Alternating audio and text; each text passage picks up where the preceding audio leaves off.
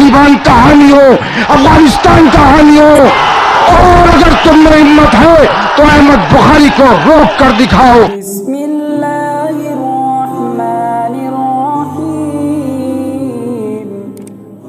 हजरत जनाब मौलाना सैयद अहमद बुखारी साहब इमाम शाही जामा मस्जिद दिल्ली को दावत देता हूँ कि वो तशरीफ़ लाएं और अपनी कलिमात से नवाजें।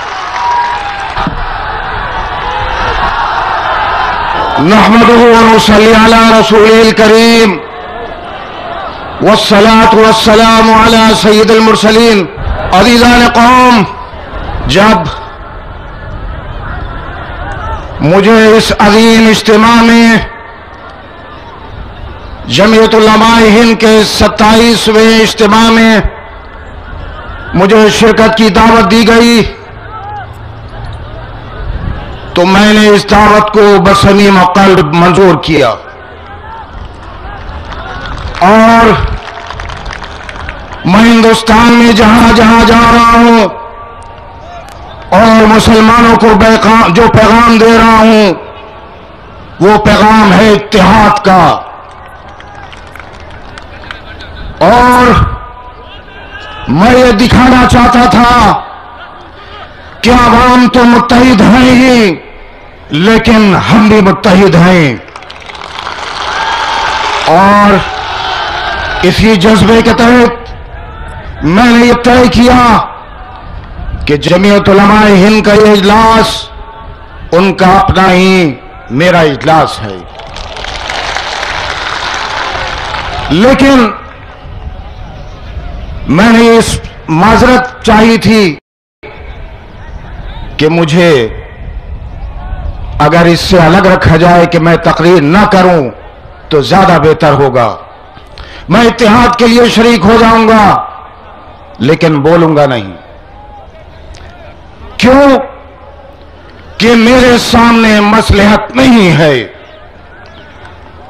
और अगर मैं मसलहत से काम लूं तो खुदा इससे पहले मुझे मौत दे दे। मैं कौम के साथ गद्दारी नहीं कर सकता और जब मसलहत हमारे सामने होगी तो फिर हम गैर जानिबदारी के साथ और सफाई के साथ नहीं बोल सकते। बिरादर मोहतरम, महमूद मदनी साहब ने मुझसे फरमाया कि नहीं, आजादी तकरीर होगी, आप जिस तरह चाहें बोलें। मैं इसी शर्त पर, यही मेरी शर्त थी कि अगर मैं बोलूंगा तो अपनी शर्त के साथ बोलूंगा।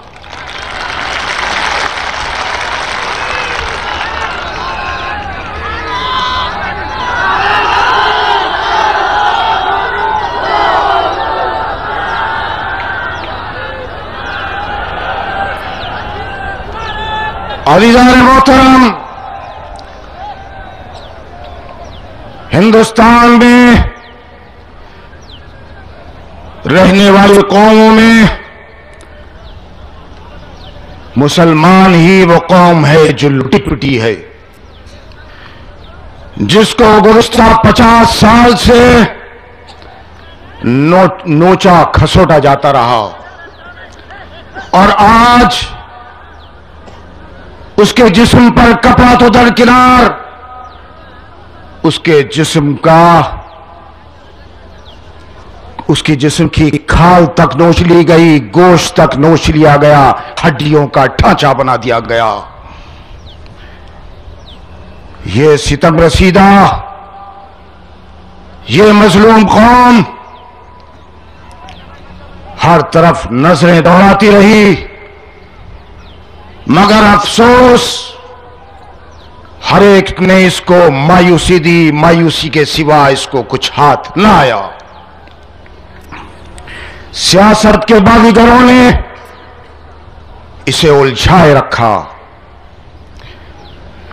रोशन मुस्तकबिल के ख्वाब दिखाए और खुद सियासी ताकत हासिल की। नतीजा यह हुआ कि मुसलमान खुशफहमी का शिकार रहा, रोशन मुस्तकबिल के इंतजार में रहा और दूसरों का सहारा ले लेकर खुद कमजोर हुआ। 45 साल तक कांग्रेस की बैसाखी का इस्तेमाल किया, उसके बाद जनता पार्टी की बैसाखी ली, उसके बाद फिर कांग्रेस का सहारा लिया, फिर जनता दल का सहारा लिया। रियासतों में समाजवादी पार्टी की बैसाखी लेकर चलता रहा और आज मुख्तलिफ रियासतों में कहीं कांग्रेस का सहारा है, कहीं दूसरी पार्टियों का सहारा है। लेकिन इन सहारों के सहारे, इन बैसाखियों के सहारे चलते चलते आज ये मुसलमान खुद मफलूज हो गया।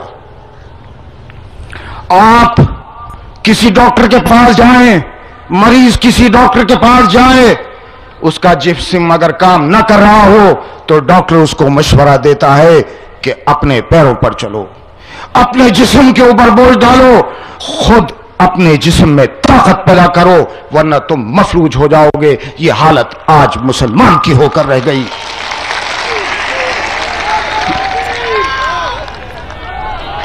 इन नामनिहाद सेकुलर पार्टियों ने, जिसमें कांग्रेस सबसे आगे आगे है, 45 साल तक मुसलमानों का खून चूसा। 45 साल की तारीख उठाकर देख लीजिए। मेरठ, अलीगढ़, मुरादाबाद, भिवंडी, हिंदुस्तान का चप्पा चप्पा इन कातिलों के हाथों से रंगा हुआ है। ये वो कातिल हैं, ये वो सफाक हैं जिन्होंने मुसलमानों को नमाज ईद अदा करते हुए गोलियों से भूना है और सेकुलरिज्म का नारा देते हैं कि सेकुलर जमातों के हाथों को मजबूत करो। ये हाथ उस वक्त कमजोर क्यों नहीं होते जब मुरादाबाद में बेगुनाह मुसलमानों को मारा जाता है? ये हाथ उस वक्त कमजोर क्यों नहीं होते जब मेरठ की नदियों में मुसलमानों को काट काट कर बहाया जाता है? ये हाथ उस वक्त कमजोर क्यों नहीं होते जब 1949 में बाबरी मस्जिद में मूर्तियां रखी जाती हैं? ये जबान उस वक्त क्यों नहीं कमजोर होती जब शिलान्यास किया जाता है, राम राज्य का ऐलान किया जाता है? ये हाथ उस वक्त कमजोर क्यों नहीं होते जब 1992 में बाबरी मस्जिद को शहीद किया जाता है? ये हाथ उस वक्त कमजोर क्यों नहीं होते जब सिखों के गुरुद्वारा अमृतसर में गोल्डन टेम्पल पे बेगुनाह सरदारों को कत्ल किया जाता है? हम बहुत जख्म खुर्दा हैं, हमारे दिल जख्मों से भरे पड़े हैं और इन्हीं नामनिहाद सेकुलर पार्टियों ने ऐ मुसलमानों तुमको कमजोर किया है। अगर इन्होंने हक अदा किया होता, मुसलमानों के साथ इंसाफ किया होता, तो आज ऐ मुसलमानों तुम्हारी हालत ये न होती। मैं बबांगे दोहरी ये बात कहता हूं कि मुसलमानों से ज्यादा इस मुल्क में कोई सेकुलर नहीं है। 50 साल तक सेकुलर पार्टियों को अपनी पार्टी माना, 50 साल तक हिंदू लीडरों को अपना लीडर माना, पंडित नेहरू से लेकर और आज तक दूसरों को ही लीडर मानता रहा, उनको सियासी ताकत देता रहा। लेकिन इन बाजीगरों ने मुसलमानों को कमजोर किया, खुद सियासी ताकत हासिल की, खुद इख्तिदार में रहे, वोट देने वाला मुसलमान, जान देने वाला मुसलमान, अपनी अमलाक को तबाह करने वाले मुसलमान। और इख्तिदार में कौन रहे? अर्जुन सिंह। इख्तिदार में कौन रहे? इख्तिदार में पंडित नेहरू। इख्तिदार में कौन रहे? सोनिया गांधी। इख्तिदार में कौन रहे? मुलायम सिंह यादव। इख्तिदार में कौन रहे? रामविलास पासवान। नहीं, अब ये नहीं होगा, अब ये नहीं होगा। वोट मुसलमान का तो इख्तिदार भी मुसलमान का और फैसले का हक भी मुसलमान को ही होगा। अब वो जमाना गया। हम मानते हैं कि हां हिंदू और मुसलमानों में इत्तेहाद होना चाहिए। हम इत्तेहाद के हामी हैं, हम किसी पर उंगली नहीं उठाते, हमारा मजहब भी ये नहीं कहता, लेकिन ये तय करना होगा कि इस मुल्क में दो ही कौमें हैं, एक हिंदू और एक मुसलमान। और अब सेकुलरिज्म एक तरफ, सेकुलरिज्म गुजरात में खत्म हो गया, कोई सेकुलरिज्म नहीं। अब हिंदू और मुसलमान की बात करो, मुसलमान मुसलमान है, हिंदू हिंदू है। जिन्होंने आज हमको लूटा, जो हम तो अब तक आज लूटते रहे, जो हम तो अब तक नंगा करते रहे, जिन्होंने हमारे खून को बहाया, वो दोस्ती की बात कर रहे हैं। तुम्ही तो हमको लूटा था, तुम्ही तो हमको लूटा। इन्हीं कबाइलियों ने और इन्हीं दलितों ने, मैं बहुत सफाई के साथ कर रहा हूं, अगर इत्तेहाद की बात करनी थी तो गुजरात में इन दलितों से मुसलमानों को क्यों नहीं बचवाया? पूरे हिंदुस्तान में दलित मुसलमान को मारते रहे और इसी वजह से हमने बीएसपी के साथ इत्तेहाद किया था कि शायद ये इत्तेहाद कारगर साबित हो, लेकिन नहीं, दलितों ने मुसलमान को मारा और काटा। अभी उदित राज साहब कह रहे थे, मैं बहुत साफ आदमी हूं, कह रहे हैं तुम हमें लीडर बनाओ, हम तुम्हें लीडर बनाएं। बहुत लीडर तुमको बना चुके, अब मुसलमान लीडर रहेगा, ये उलमाए कराम अब रहनुमाई करेंगे। रहनुमाई अब सिर्फ मुसलमान करेंगे, उलमाए कराम करेंगे, कोई दलित मुसलमानों की रहनुमाई नहीं करेगा। मुझे दलितों की रहनुमाई मंजूर नहीं है।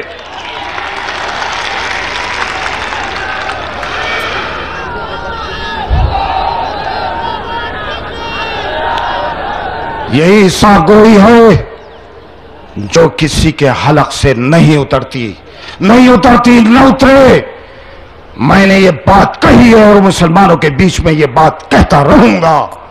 सेकुलरिज्म गुजरात में खत्म हो गया, दफन हो गया। हमसे सेकुलरिज्म की बात न करो, बात करो तो मजलूम मुसलमान की बात करो। हाँ, पार्टी की जरूरत है और ये बात मैं गुज़िश्ता 3 साल से कह रहा हूं। 21 अप्रैल 2000 को जब मैंने इसी रामला मैदान में रैली की थी तो ये कहा था कि मुसलमानों सियासी ताकत बनो, सियासी कुव्वत बनो। अगर सियासी ताकत नहीं बनोगे तो तुम इसी तरह मरते रहोगे, पिटते रहोगे, कटते रहोगे। तुम तो वो कौम हो जिन्होंने 900 साल तक इस मुल्क में हुकूमत की। तुम हाकिम रहे, उसके बाद महकूम बना दिए गए और आजादी के बाद जब कांग्रेस का राज आया तो तुम गुलाम बन गए और आज मसलूम हो। और इस मजलूमी से, इस महरूमी से अगर तुमको निकलना है तो ऐ मुसलमानों, अपने अंदर इत्तेहाद के साथ सियासी कुव्वत पैदा करो। इसके बगैर इस मुल्क में कोई अब रास्ता नहीं है। जब मुसलमानों को सियासी कुव्वत बनने की बात आती है, सियासी पार्टी बनने की बात आती है, तो कहा जाता है कि नहीं, सियासी पार्टी बनेगी तो इनकलाब आ जाएगा मुल्क में, ये मत करो। तो मुसलमान तो इनकलाब लाने के लिए पैदा हुआ है और एक इनकलाब इस मुल्क में इंशाअल्लाह ये मुसलमान लेकर आएगा।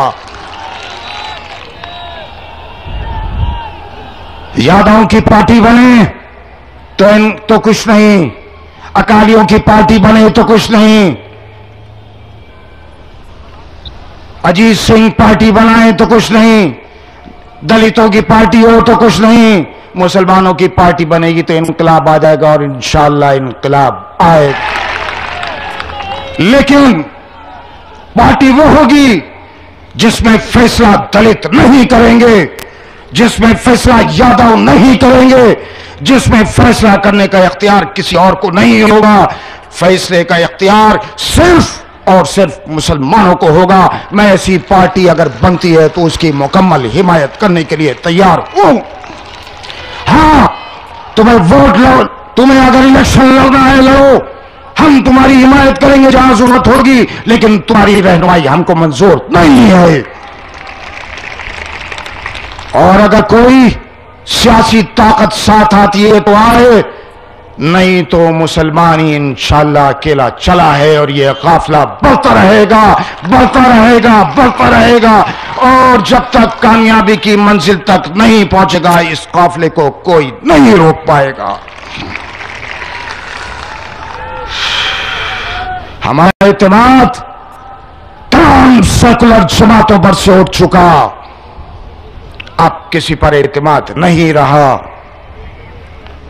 मैं ये यकीन दिलाता हूं कि अगर कोई सियासी जमात बनती है, ऐसी जमात जो सिर्फ मुसलमानों की हो, तो मेरी मुकम्मल ताईद उसके लिए उसके साथ होगी। लेकिन जो शराइत मैंने रख दी उन शराइत के साथ, उन शराइत के अलावा मैं किसी पार्टी की हिमायत नहीं करूंगा। और याद रखो है मुसलमानों के कातिलों, तुम मुसलमानों के बीच जब वोट लेने के लिए जाओगे तो ये मुसलमान तुमसे हिसाब मांगेगा, तुमको हिसाब देना होगा। हमारा दिल पक चुका है और मैं किसी कातिल के सामने बैठने के लिए तैयार नहीं था, इसलिए उठकर जा रहा था, क्योंकि ये वो शख्स है जिसने पार्लियामेंट में कहा कि अहमद बुखारी को बुलाओ, और वो पार्लियामेंट में आकर माफी मांगे क्योंकि वह अफगानिस्तान के मुजाहिदों की हिमायत कर रहा है। मैं बबांगदौल इस शख्स के सामने कहता हूं कि हाँ, मैं तालिबान का हामी हो, अफगानिस्तान का हामी हो, और अगर तुम में हिम्मत है तो अहमद बुखारी को रोक कर दिखाओ। हमारी तारीख जंगे बदर से लेकर मैदान करबला, जंगे बदर से शुरू होती है और मैदान करबला पर जाकर खत्म होती है, ये याद रखना। वाखिर दामान अल्हम्दुलिल्लाह रब्बिल आलमीन। नारे तकबीर, जमीयत उलमा हिंद, जमीयत उलमा